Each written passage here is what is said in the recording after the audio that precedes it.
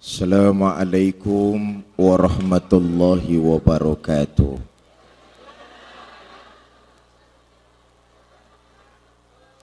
Alhamdulillah, salatu wassalamu ala rasulillah Sayyidina Muhammad ibn Abdillah wa ala alihi wa sahbihi wa mawala, amma ba'du. Yang mulia para ulama, para kiai, para asatiz, yang saya hormati para tokoh masyarakat, panitia tabligh akbar, ibu-ibu dan bapak-bapak, saudara-saudara kaum muslimin yang berbahagia. Banyak di antara kita umat Islam yang baru sekedar pandai mengaku sebagai umat Kanjeng Rasul. Yang namanya ngaku boleh saja mudah dan murah, siapapun boleh ngaku. Tapi masalahnya diakui atau tidak, itu baru jadi persoalan. Saudara ngaku boleh mudah, murah. Sama juga begini nih, Bu, Ibu kenal sama Presiden Jokowi? Ngaku. Jokowi kenal sama Ibu? Kasihan deh. Yang namanya ngaku siapa saja boleh, mudah dan murah. Cuma diakui atau tidak, itu baru tanda tanya besar dan persoalan buat kita. Selama ini kita pandai mengaku sebagai umat baginda Nabi besar Muhammad Sallallahu Alaihi Wasallam. Persoalannya mudah-mudahan di akhirat nanti kita diakui sebagai umat Nabi. Amin. Bersumber dari surah Al-Fatah, Allah Subhanahu wa ta'ala berfirman, Muhammadur Rasulullah, Muhammadur Rasulullah. Al-bakhil man iza zukirtu lam yusolli alayya. Kata Nabi, orang yang bakhil, yang apabila namaku disebut dia nggak pernah mau baca sholawat kepadaku. Bagaimana kita mengharapkan syafaat di yaumil akhir kalau ketika nama Nabi kita disebut, kita nggak pernah mau baca sholawat kepada beliau. Muhammadur Rasulullah. Nabi Muhammad itu utusan Allah. Nabi Muhammad itu pesuruh Allah. Wallazina ma'ahu, dan orang-orang yang ngaku jadi pengikut Nabi. Kita ini umat Islam punya ciri dan bukti. Apa cirinya? Nah, ini saja yang mau saya sampaikan. Mudah-mudahan pidato saya sore ini selesai dalam waktu 5 menit.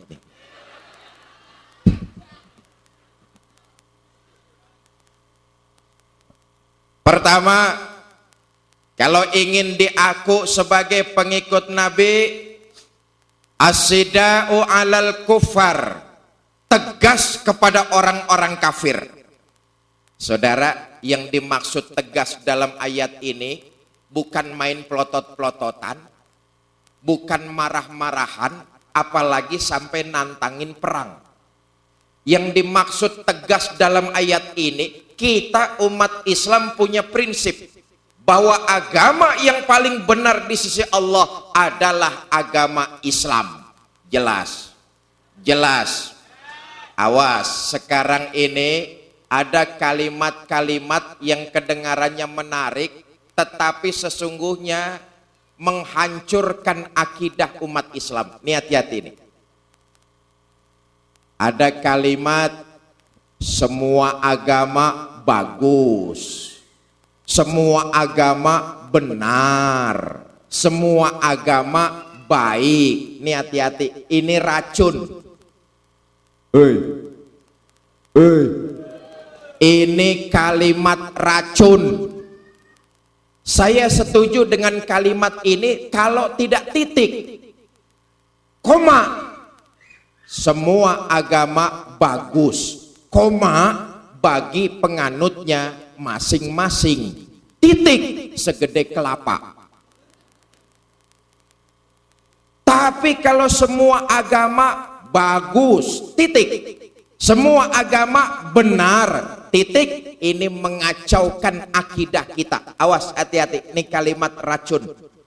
Buat kita umat Islam, agama yang paling benar di sisi Allah adalah agama Islam. Nilai-nilai keimanan harus dimantapkan dalam hati dan setiap dada umat Islam.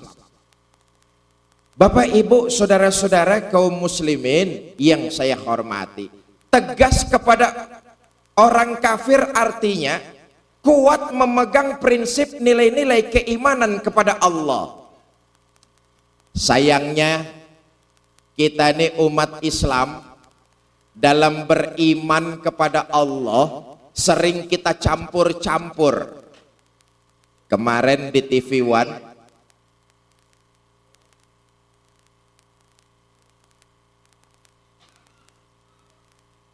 ya, Ika bocah siapa kana? Aja beribin nok, aja beribin.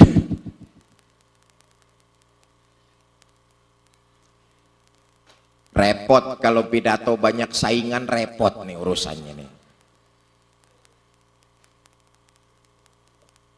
Masih banyak di antara kita umat Islam yang dalam soal beriman, dalam ucapan, tapi sering sekuler dalam perbuatan.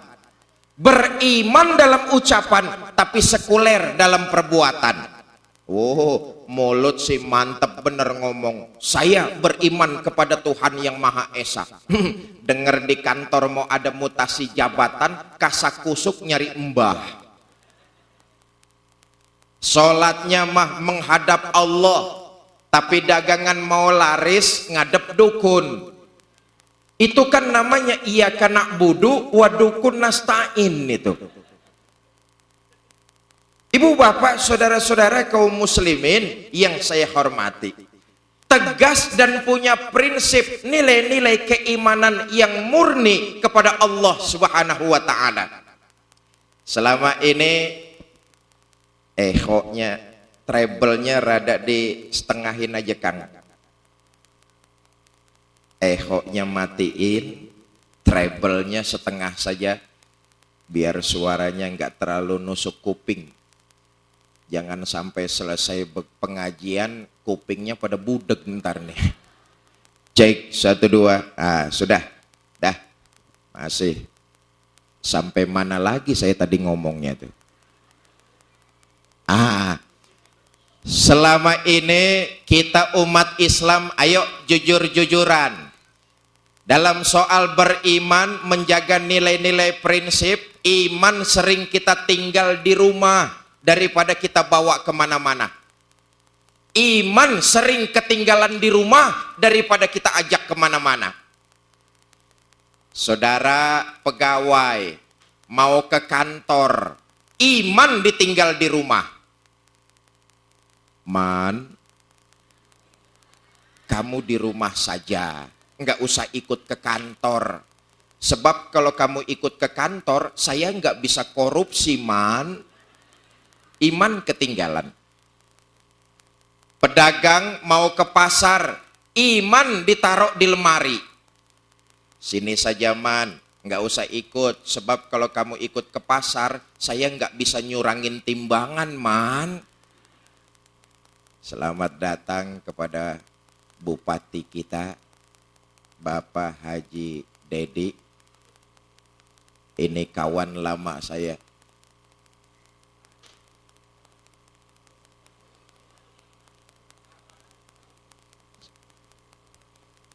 Allahumma salli wa sallim wa barik alaih ya Rabbi bil Mustafa balligh maqasidana waghfir lana ma madha ya wasi'al karami ya Rabb.